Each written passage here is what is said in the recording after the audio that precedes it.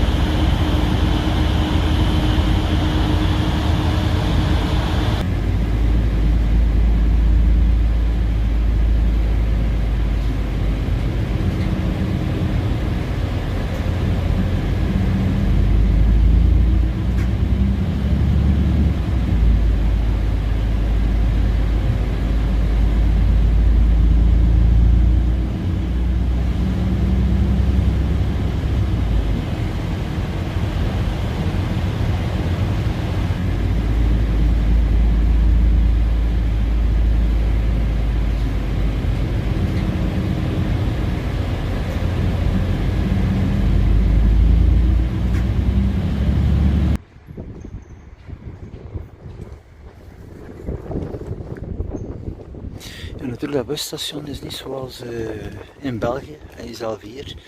Je moet geduld hebben voor je bus. En natuurlijk zijn er verschillende richtingen. Dus de richting Terneuzen terug en dan eventueel Vlissingen. Het is dus ook wel wat enige geduld hebben.